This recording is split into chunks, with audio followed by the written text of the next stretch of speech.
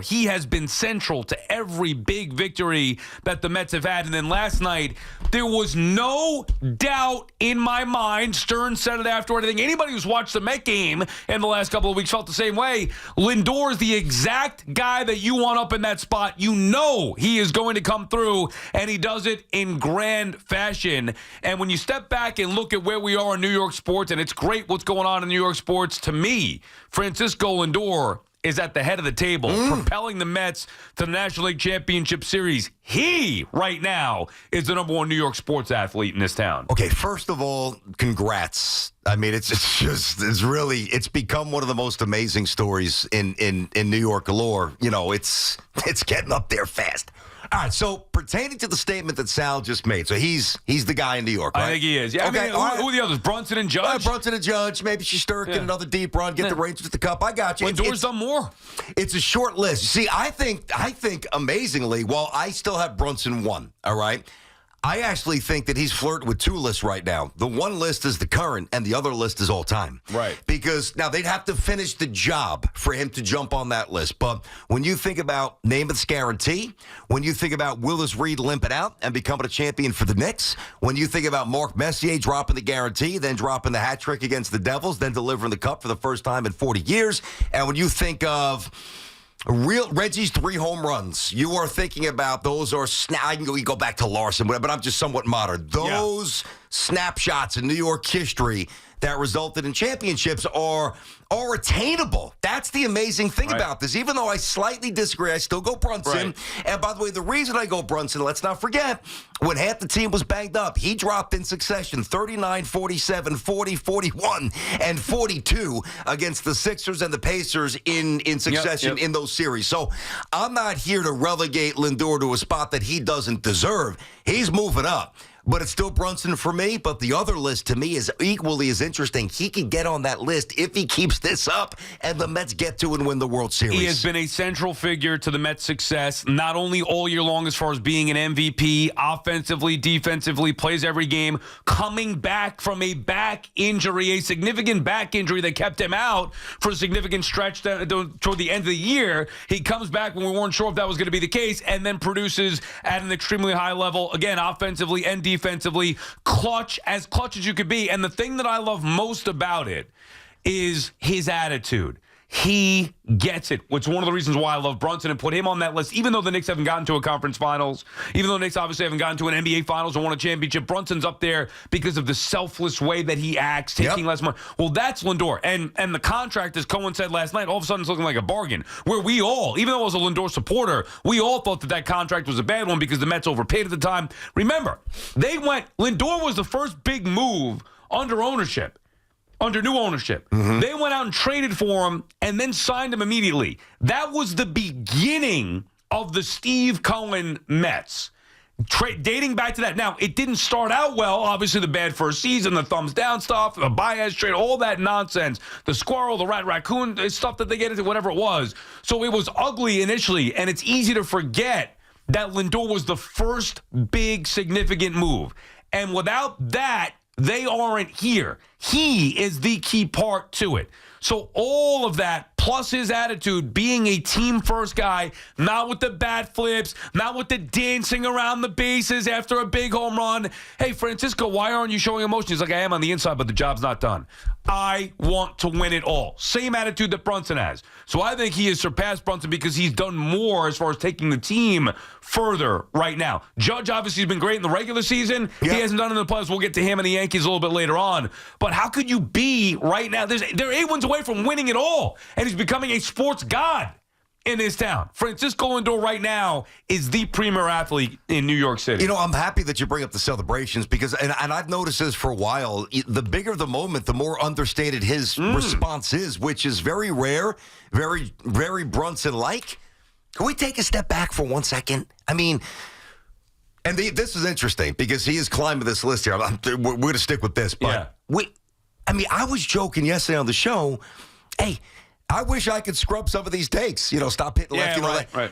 To appreciate where the team is, but where he is, this is everything that I was demanding. Right. When not so much you and not so much Teak, when Teak and I were together, but I think one thing that really set Met fans off is I think deep down, and you can see his elevated play, which at least going back to the conversation then shows that, and not about being right or wrong, but what I was calling for was this. Right. If I don't think you have it, I'm not holding you to that standard. And the contract and the OPS, which I was always referencing, the fact, is he really a top 10 player? Like, I thought he had this in him because I watched him for years with the Guardians, and I'm like, man, this guy is a superstar. And I was so frustrated, even though he's not on my team, that I thought there was this elevated standard. Like, I thought it was a false elevate. I know he was a good guy, good fielder, post every day. We knew that. But that's what everybody was telling me. And they weren't pointing to baseball stuff. They weren't saying like, hey, he's got a 312 average in the clutch like he does now. Yeah. Or his OPS is 912. Or he's this. Or it was always about things that I knew, but things that I expected in terms of, just playing every day and playing hard. Sal, this is everything that I was screaming for. What he has done with the back that is barking. Right. That probably takes an hour to get ready for before every night, every game. It is amazing. And I'm so happy for him because he is an awesome guy. I needed more, and he shoved it down my throat happily. And by the way, I think he even surpassed whatever. I agree, and that's actually true. That's true. He's better now than he's ever been before. Yeah. And he was great in Cleveland. He is now as superstar as you get. Think about this. He hasn't been an all-star since he's been a Met. And that's not like the media or fans ripping him. He hasn't been an all-star since he's been a New York Met. And now he is a superstar, one of the best in the game, if not the best in the game at the moment, carrying a team to a National League Championship Series on his hurt back.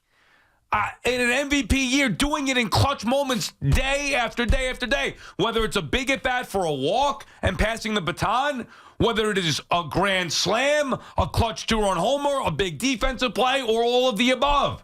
And then he says stuff like this, and this is what we love. Listen to this quote from Francisco Lindor from last night. You have that quote up there? Well, you told me you had it. Do we have it or no? Go ahead, play it. Francisco, is there any extra significance knowing that you're a part of the team that this is the first time in 24 years that they've clinched a playoff series at home to do it in front of this fan base? I want to win it all. I want to win it all, and then that will be a team that will forever be remembered. There'll be a team that comes every 10 years and eat for free everywhere they go. And I want to do that. I want to do that. The job is not done. We got to continue to climb. We got to continue to play the game the right way, respect our opponents, and go out there and give everything we have. And that, BT, is why I felt like this for a while. Lindor just won't let them lose because he wants to. He's not just saying that. And that's why he's not celebrating to the highest of levels. They're enjoying it, and he showed emotion. They're celebrating with the champagne as they should. But he also knows how hard it is to get this far, and now how close they are, and how big it would be to finish the job. This is great, but there's still work to be done. And that is a leader. That is an MVP. That is an all-time New York sports athlete. Finish the job, and then he's going to be a sports god. Listen, if you just tuned in, I threw out the Namath guarantee, the Willis Reed, limping out, hitting the first couple of shots, Knicks win the championship, Messier's guarantee, and Reggie. Now, Reggie, the 3 home runs in the World Series. We're not there yet, okay? And there's others, Derek Jeter's plays, whatever, but those really jump out. And if he's able to finish this, and it's only going to get tougher, it's not going to get easier, and we'll talk about the matchups and rotation. I know you're fired up about the rotation. Martino had some reporting. You want to get into that later, which we will. It's all in front of him. And Sal, everything, like one thing that's pretty simple, even though a lot of the conversations we have nuance, like even with Sala, with Rogers, with anything, nuance, Boone, Cashman, nuance, right? What really isn't that nuance, because you kind of know when you see it. You know when you have a superstar, and you know when you don't. And when you have to work so hard to elevate, like, say, Julius Randle, or respect to Randle. Not quite there. And to me, for the first 3 years with Lindor, not quite there. Now, all you have to say is the name. And you know what you say? You say superstar. BT and Sal on the Fan. Our friends at Town Fair Tire remind you that at Town Fair Tire, you always get the guaranteed lowest price on name brand tires from Connecticut to Maine. Nobody beats Town Fair Tire. Nobody. Larry is in East Islip. What's up, Larry? What's up, fellas? Sal, let me tell you, I was there the last 2 nights. Lindor separated himself this weekend, boys. He separated himself. That is a true winner. You see how he talks post-game. You see how he acts. He hits the home run. He starts jogging. I'm screaming. I'm grabbing the guy in front of me, yelling, oh, my God, oh, my God, oh, my God. He doesn't say a word. He trots around, gives everybody a hug, goes back in the dugout. That's who we want. That's who we need. He's not saying, I didn't go to the All-Star game. I'm an All-Star. No. A true leader does exactly what he did. He's seen it. He lived it. He stepped up, and he did it. That's all I got, boys. Have a great day. I'll be there next Wednesday. Let's go. Larry. Yeah, give me goosebumps, that whole call. Excellent call.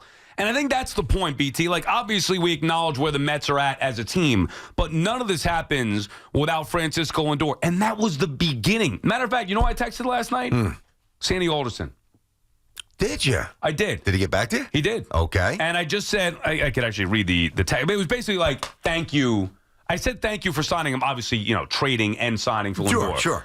Thank you because people are going to overlook that and forget about how it all started. But that's how this started. Like, these things don't happen by accident. When you see teams have success, it may feel like it comes out of nowhere, but it doesn't.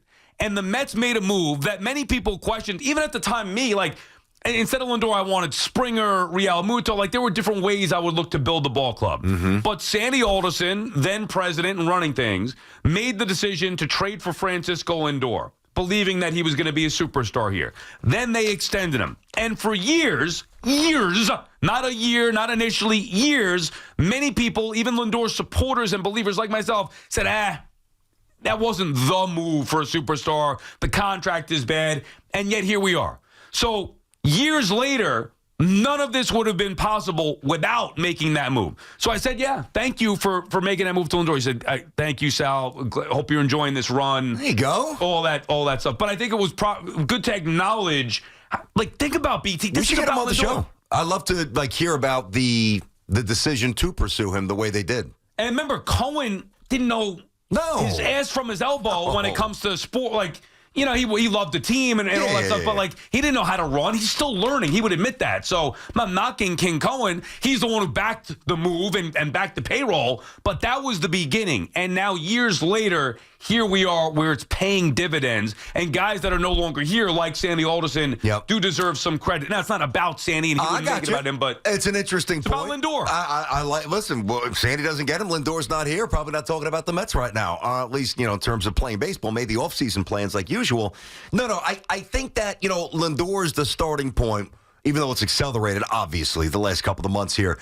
The ancillary pieces, as great as Lindor's been, I don't think the Mets are in the playoffs without Iglesias. Right. I know they're not here without Vientos' production or Manaya's production, and Manaya's switching 19 or 20 starts to go to that slingshot.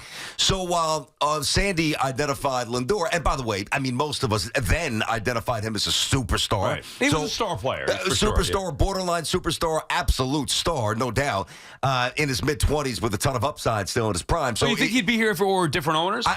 Well, no. If it was the previous owners, 100% no. I'm saying, so think about it. So it was a combination of Steve Cohen and Alderson. I'm just trying to go back to the origin of it. I got you, and I'm just pushing this forward where, so the first brick was the acquisition of him, but without Stearns, you guys aren't playing last night. 100%. It's just not. I mean, look at what he did. Yep. There are many layers to how a team has success. Yeah. But the idea that, like, wow, the little engine that could, this came out of nowhere. No, this has been years in the making. As a matter of fact, this core group was a playoff team in 2022. Now, we didn't think that they were great, and obviously they got beat by the Braves and went out meekly in the first round. But they've had more success than not under the ownership of Steve Cohen, dating back to the Francisco Lindor move. Who do you want more? You want the Padres for revenge, or you want the Dodgers for that sexy showdown, little 88 revenge?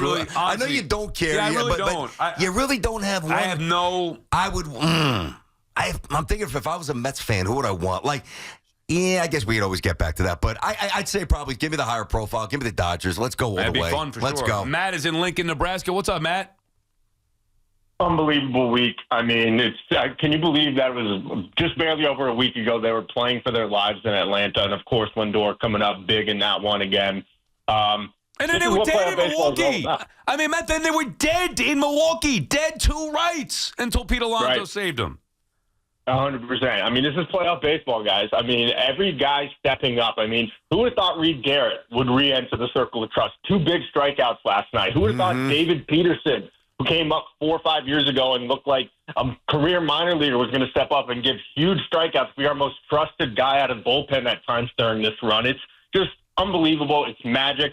BT, I'm not taking a shot at you. I'm not giving you shrapnel or anything. Congrats on the Yankees win. But this, I know you're an Adam Sandler fan, Sal. This reminds me of Happy Gilmore. The Mets are Happy Gilmore. The Yankees are Shooter McGavin. We are fun. We are prancing around. Here's the thing, and we'll work in the Yankees, Matt. Here's Thank a free you for the lesson for you. We'll work in the Yankees a little bit. The difference is Happy Gilmore was a movie. This is reality. So you could say, well, he couldn't script it any better, and this is a Hollywood. Yeah, but it's actually happening.